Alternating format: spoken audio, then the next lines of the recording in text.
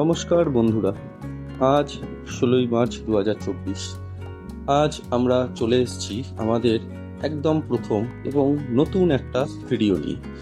এই ভিডিওতে আমরা দেখব কি করে আমরা 2 দিনে এবং 1 রাতে বোলপুর শান্তিনিকেতন এবং তারাপীঠ ঘুরে দেখতে পারি। তো চলো বন্ধুরা, আমরা শুরু করি। আমাদের প্রথম দিনের যাত্রাপথ শুরু হয়েছিল বিধাননগর স্টেশন থেকে। তো বিধাননগর স্টেশন থেকে শিয়ালদা যাওয়ার জন্য আমরা প্রথমে ধরে নিয়েছিলাম হাসনাবাদ শিয়ালদা লোকাল। শিয়ালদায় পৌঁছে আমরা ধরে নিয়েছিলাম 13187 মা তারা এক্সপ্রেস, যেটা শিয়ালদা থেকে রামপুরহাট অবধি যায়। কিন্তু আমাদের নামার কথা ছিল বোলপুর শান্তিনিকেতনে, কিন্তু আমরা নেমেছিলাম প্রান্তিক স্টেশনে। আমরা কেন প্রান্তিক স্টেশনে নেমেছিলাম এবার সেটাই বলি। বীরভূমে মোট 5টা সতীপীঠ রয়েছে, তার মধ্যে একটা ছিল কঙ্কালীতলা। প্রান্তিক স্টেশন থেকে কঙ্কালীতলা যাওয়ার জন্য মাত্র 6 কিলোমিটার জার্নি আমাদের করতে হতো। সেজন্য আমরা প্রান্তিক স্টেশনে নেমেছিলাম। সেখান থেকে আমরা গেছিলাম মাত্র 6 কিলোমিটার দূরে কঙ্কালীতলায়। কঙ্কালীতলায় যাওয়ার জন্য প্রান্তিক স্টেশন থেকে টোটো এবং ট্রেকার দুটোই পাওয়া যায়। তোমরা যদি প্রান্তিক স্টেশন থেকে টোটো বা ট্রেকারে করে কঙ্কালীতলায় যেতে চাও, তাহলে মাথা পিছু ভাড়া দিতে হবে 30 টাকা।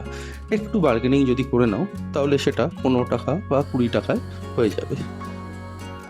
কঙ্কালীতলায় আসার পর চারদিকে তোমরা প্রচুর ডালার দোকান দেখতে পাচ্ছ। এখান থেকে তোমরা মায়ের পুজো দেওয়ার জন্য ডালা সংগ্রহ করে নিতে পারো। তোমরা যদি কঙ্কালীতলায় প্রতি শনিবার বা মঙ্গলবার দিন আসো, সেই দিনগুলোতে কঙ্কালীতলায় প্রচণ্ড ভিড় হয়। তবে এমনও কিছু ভিড় হয় না যে তাতে তোমাদের কোনো অসুবিধা হবে। তোমরা মন্দিরটা এখনও পরিষ্কার পরিচ্ছন্ন রয়েছে, খুব ভালোভাবে লাইনে দাঁড়িয়ে খুব পরিষ্কারভাবে মন্দিরে পুজো দিতে পারবে।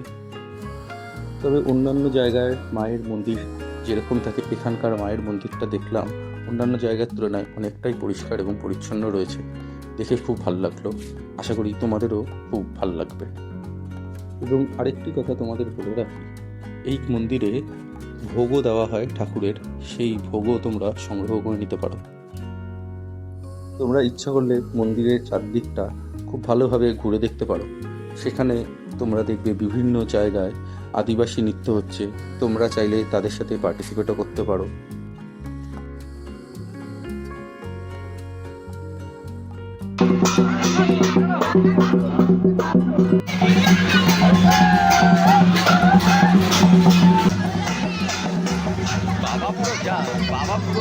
আমরা কেউ সকাল থেকে কিছু খেয়ে আসিনি, তাই মায়ের পুজো দেওয়ার পর আমরা এখান থেকে টিফিন খেয়ে নিয়েছিলাম।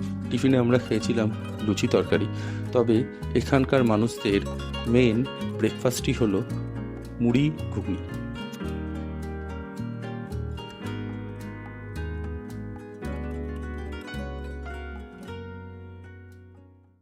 কঙ্কালীতলা থেকে টিফিন খেয়ে বেরিয়ে আমরা টোটো ভাড়া করে চলে গেছিলাম বিশ্বভারতী ক্যাম্পাস দেখতে। বিশ্বভারতী ক্যাম্পাসে মেন দেখার বিষয়গুলো হলো ছাতিমতলা, উত্তরায়ণ, উপাসনা বিল্ডিং এবং আরও অনেক কিছু। বিশ্বভারতী ক্যাম্পাসে গিয়ে এবার আমরা একটু হতাশই হয়েছিল। তার কারণ হলো বিশ্বভারতী ক্যাম্পাসে 2020 সালের পর থেকে বাইরের কাউকে আর ঢুকতে দেওয়া হয় না, শুধুমাত্র ক্যাম্পাসের লোকেরাই ওখানে ঢোকার অনুমতি পায়। আমরা সিকিউরিটি দাদাকে জিজ্ঞেস করাতে উনি বললেন প্রতিবার বাইরের লোকেরা ঢোকাতে ওখানে প্রচণ্ড বিশৃঙ্খলার সৃষ্টি হয় এবং ওখানকার পরিবেশ নষ্ট হয়ে যায়। সেজন্য 2020 সালের পর থেকে বাইরের লোকেদের ঢোকা সম্পূর্ণভাবে ক্যাম্পাসে বন্ধ করে দেওয়া হয়েছে। তবে তোমরা চাইলে বিশ্বভারতী ক্যাম্পাসের বাইরে প্রচুর গাইড দাঁড়িয়ে থাকে, তাদের সাথে যোগাযোগ করে বিশ্বভারতীর ক্যাম্পাসটা বাইরে থেকেই ঘুরে দেখতে পারো। তার জন্য গাইড হয়তো তোমাদের থেকে কিছু টাকা চার্জ করবে। তবে আমরা কথা বলেছিলাম, গাইড করেছিল তারা বাইরে থেকে বিশ্বভারতী ক্যাম্পাস ঘুরিয়ে দেখার জন্য 500 টাকা নেবে।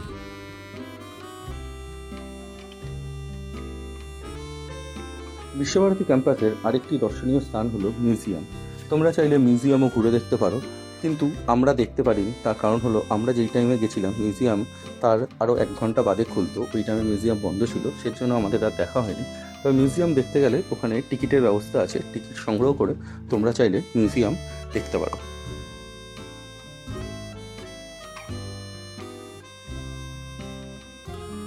বসন্তের শেষ তাও চারিদিকে কত পলাশ আর শিমুল ফুল ফুটে রয়েছে। তবে এবার বসন্ত উৎসব হবে কিনা সেটা এখনো কোনো ডিসিশন নেওয়া হয়নি।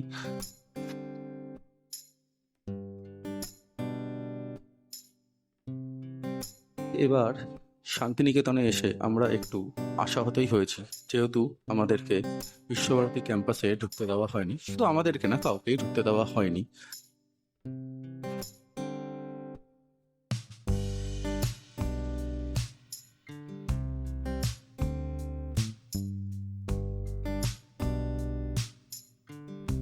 বিশ্বভারতী ক্যাম্পাস বাইরে থেকে ঘুরে দেখার পর আমরা চলে গেছিলাম সৃজনী শিল্পগ্রামে। সেখানে যাওয়ার পথে আমরা দেখে নিয়েছিলাম অমরত্ব সেনের বাড়ি।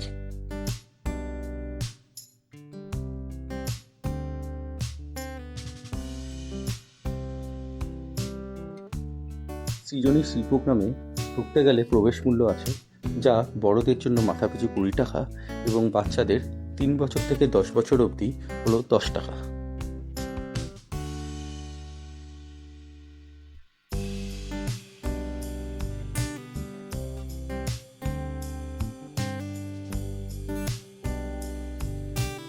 তোমরা চাইলে এখানে 4-5টা ঘুরে দেখতে পারো। ঘুরে দেখার মতো এখানে প্রচুর জিনিস রয়েছে।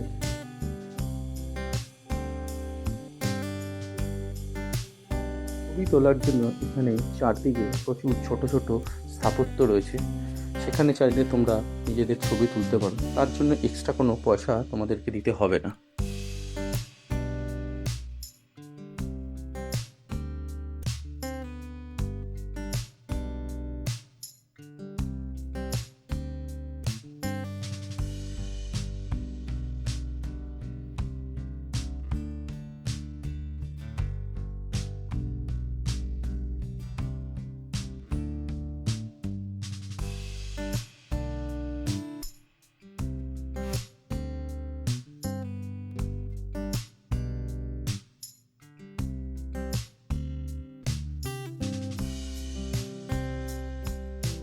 এবং ছোট ছোট অনেকগুলো দোকানও রয়েছে, সেখান থেকে চাইলে তোমরা বিভিন্ন জিনিস কিনতেও পারো।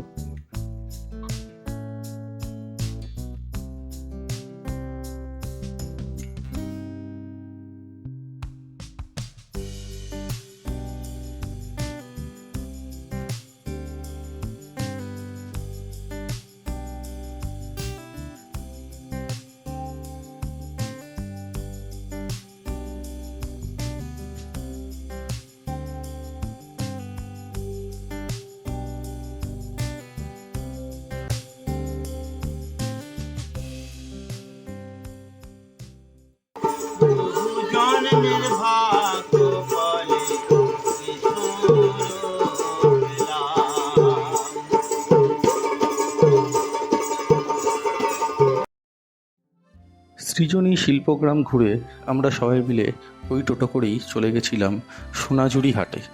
এটাকে তোমরা সোনাঝুরি হাটও বলতে পারো, খোয়াইয়ের হাটও বলতে পারো, বা নর্মাল হাটও বলতে পারো, তবে এখানে এটা সোনাঝুরি হাট নামেই প্রচলিত।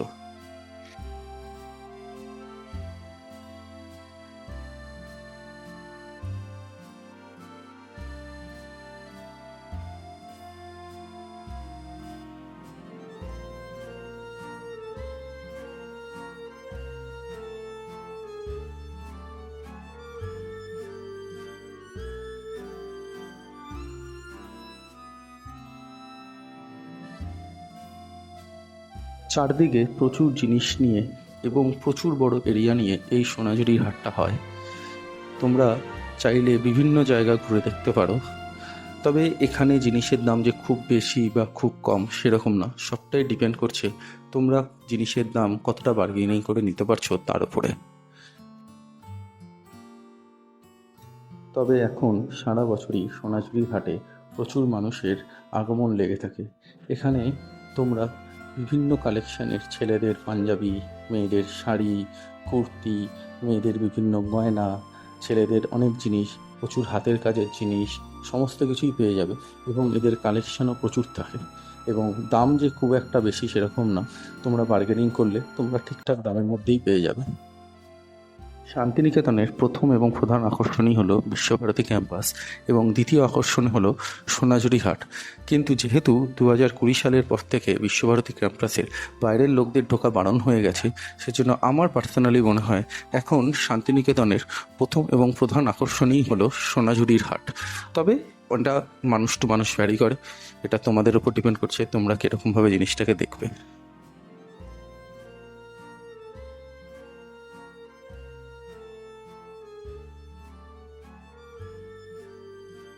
সোনাঝুরি হাট ঘুরে দেখার পর আমরা সবাই মিলে চলে গেছিলাম কোপাই নদীর তীরে। তবে এখন কোপাই নদীতে অত বেশি জল থাকে না, বর্ষাকালে আসলে একটু জল তাও বেশি পাবে, তবে সারা বছর অত বেশি জল থাকে না।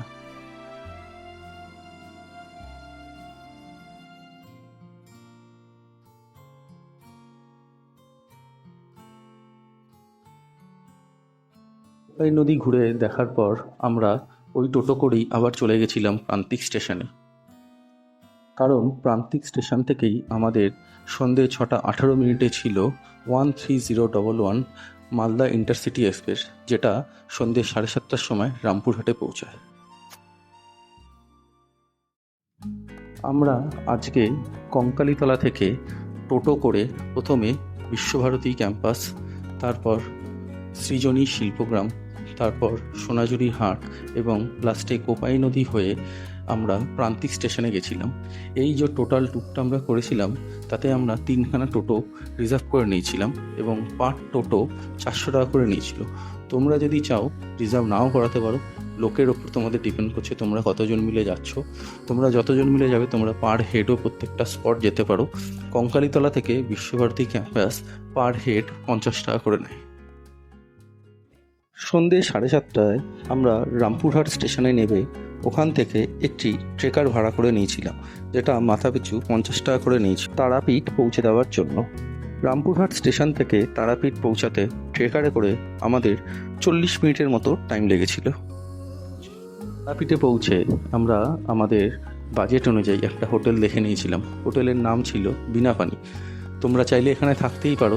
এখানে প্রত্যেকটা রুমই এসি রুম এবং ভাড়া পড়েছিল 1400 টাকা। তবে এখানে আরও অনেক কম দামেরও হোটেলও পাওয়া যায়। এবার তোমাদের ওপর ডিপেন্ড করছে তোমরা কীরকম বাজেটের এবং কীরকম হোটেলে থাকবে। প্রথম দিন রাতটা আমরা এই বিনাপানি হোটেলেই স্টে করে যাই।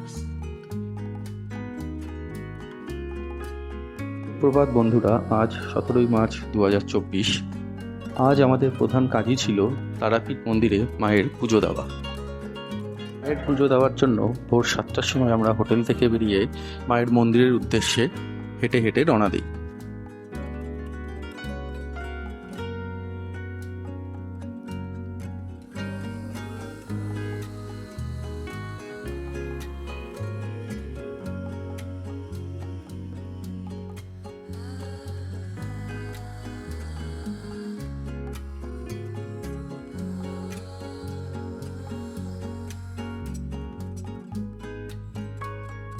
রাস্তার চারদিকে তোমরা দেখতে পাচ্ছ প্রচুর মায়ের পুজো দেওয়ার জন্য ডালার দোকান।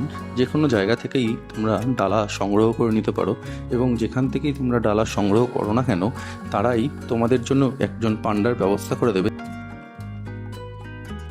তবে মন্দিরের ভেতরে সাধারণ দর্শনার্থীরা যেই লাইনে দাঁড়িয়েছিল, সেই লাইনে দাঁড়িয়ে পুজো দিতে গেলে তোমাদের মিনিমাম 4 থেকে 5 ঘন্টা টাইম লাগবে।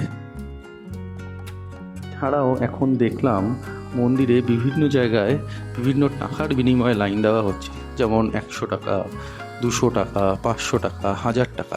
যে যেরকম টাকার লাইনে দাঁড়াবে তার পুজো দেওয়ার টাইমিংটা ততটাই কমে যাবে।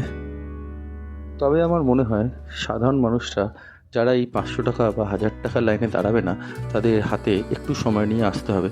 কারণ নর্মাল যে লাইনটা রয়েছে সেই লাইনে যদি তারা পুজো দিতে চায়, তাহলে মিনিমাম তাদের 4 থেকে 5 ঘন্টার মতো সময় অতিবাহিত হবে।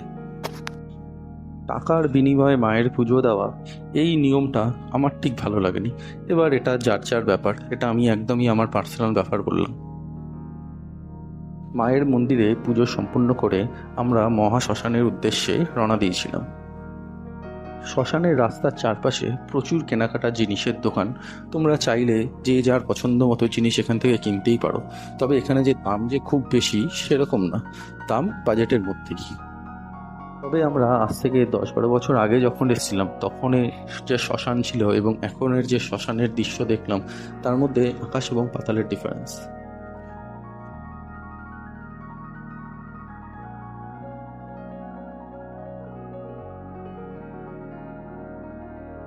মহাশ্মশানের পেছনে তোমরা যে নদীটি দেখতে পাচ্ছ সেটি হলো দ্বারকা নদী। আগে নদীটা হেঁটে হেঁটে পার করা যেত, তবে এখন একটু জলের পরিমাণ মনে হয় বেশি রয়েছে।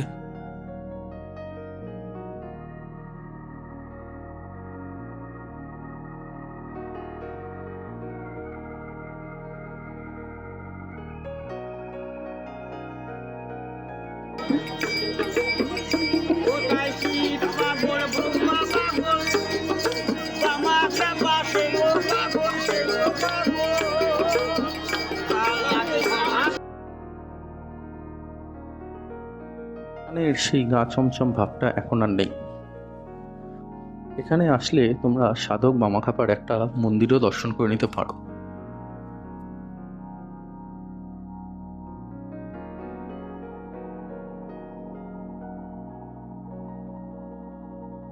মহাশ্মশান ঘুরে আমরা যেহেতু সকালবেলা কিছু না খেয়ে পুজো দিয়েছিলাম, সেজন্য কিছু ব্রেকফাস্ট করে আমরা আমাদের হোটেলের উদ্দেশ্যে রওনা দিয়েছিলাম।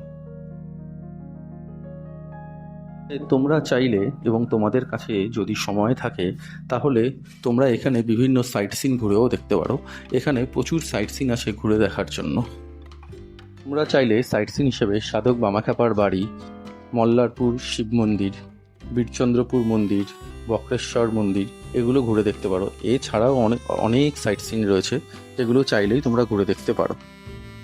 আমাদের যেহেতু বিকেল 4টের সময় ট্রেন ছিল, সেজন্য আমাদের আর সাইট সিন ঘুরে দেখা হয়নি। তবে তোমরা চাইলে ঘুরে দেখতেই পারো।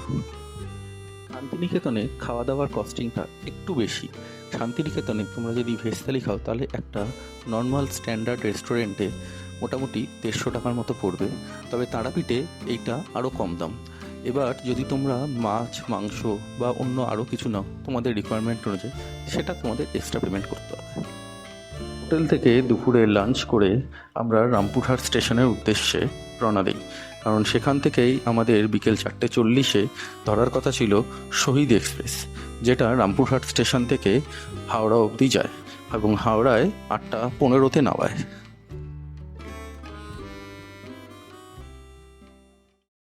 এবার তোমাদের ছোট্ট করে কয়েকটা কথা বলে দিই। আমরা যে এই 2 দিন এবং 1 রাতের এই শান্তিনিকেতন এবং তারাপীঠের ট্যুরটা করেছিলাম, তাতে আমাদের মাথাপিছু খরচা হয়েছিল 2 থেকে 2,500 টাকা। তবে আমাদের একটু বেশি খরচা হয়েছিল। তবে তোমরা যদি চাও এর থেকে আরও অনেক কম খরচায় তোমরা এই ট্যুরটা করতে পারো। তাতে তোমাদের খরচা হতে পারে 1,500 থেকে 2,000 টাকার মধ্যে। বন্ধুরা, আমাদের এই ভিডিওটা যদি তোমাদের ভালো লেগে থাকে তাহলে প্লিজ লাইক ও শেয়ার করো। সাথে ওপরের বেল আইকনটাও টিপে দিও, তাহলে আমরা যদি কোনো ভিডিও বানাই পরবর্তীকালে সেটা সবার প্রথম তোমাদের কাছে নোটিফিকেশান চলে যাবে। তোমাদের কাছে আমার একটাই অনুরোধ, তোমরা আমাদের চ্যানেলটাকে সাবস্ক্রাইব করো এবং অবশ্যই আমাদের ভুল ত্রুটিগুলোকে কমেন্টসের মাধ্যমে জানিও। তাহলে ভবিষ্যতে আমরা এরকম আরও অনেক ভিডিও বানানোর প্রচুর অনুপ্রেরণা পাবো এবং আমরা চেষ্টা করব যত তাড়াতাড়ি সম্ভব আরও অনেক ভিডিও নিয়ে আসার।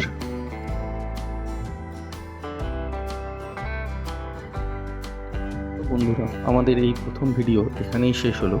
সবাই তোমরা ভালো থেকো, আবার পরের ভিডিওতে দেখা হবে।